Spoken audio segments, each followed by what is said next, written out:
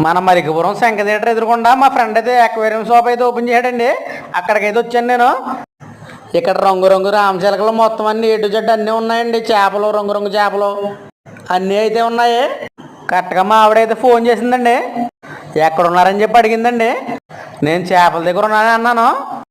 ఏంటి చేపల దగ్గర ఉన్నారా? అయితే పులిచెట్టు మీద ఒకటి అయితే తెమ్మన్నదండి.